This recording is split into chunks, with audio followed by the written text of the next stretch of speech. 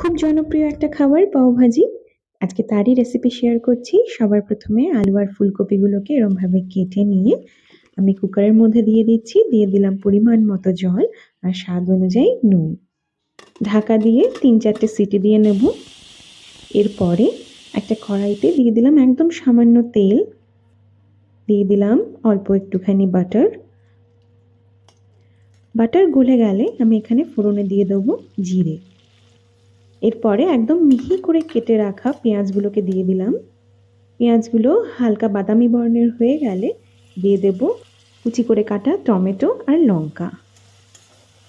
এবার টমেটো যাতে ভালো মতো সেদ্ধ হয়ে যায় তার জন্য দিয়ে দিলাম সামান্য নুন আর আদা রসুন বাটা। দেখুন টমেটোগুলো মোটামুটি সেদ্ধ হয়ে গেছে। এবার গুঁড়ো মশলা দেওয়ার পালা। দিয়ে দিলাম হলুদ গুঁড়ো, লঙ্কা গুঁড়ো, গরম মশলা গুঁড়ো আর পাওভাজি মশলা।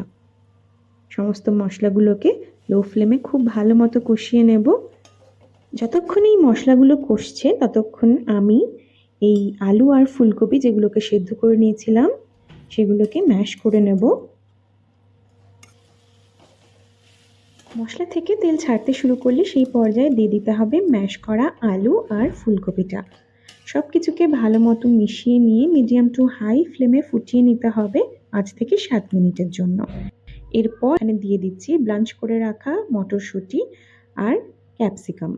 মটরশুঁটিটা যেহেতু ব্লাঞ্চ করা তার জন্য আমি শেষেই অ্যাড করলাম। খেয়াল রাখবেন আপনারা যদি ব্লাঞ্চ না করে থাকেন তাহলে আপনারা আগে অ্যাড করে নেবেন। আর ক্যাপসিকামটা কিন্তু শেষেই অ্যাড করতে হবে, তাহলে ক্যাপসিকামের ক্রাঞ্চিনেসটা একটু থাকবে। সব শেষে নামানোর আগে ওপর থেকে ছড়িয়ে দিলাম কুচি করে কাটা ধনেপাতা। এবার একটা প্যানের মধ্যে নিয়ে নেব বাটার, দিয়ে দেব অল্প একটুখানি পাওভাজি মশলা আর ধনেপাতা কুচি। এবার পাওভাজির যে প্রধান উপকরণ মানে ব্রেড, সেটাকে আমরা কিছুক্ষণের জন্য এরমভাবে সেঁকে নেব। আর আমাদের পাওভাজি কিন্তু একদম রেডি। কেমন লাগলো আজকের এই রেসিপি আমাকে কিন্তু অবশ্যই জানাবেন। ভালো লাগলে লাইক, শেয়ার, কমেন্ট করার অনুরোধ রইল। দেখা হবে পরবর্তী ভিডিওতে। টাটা।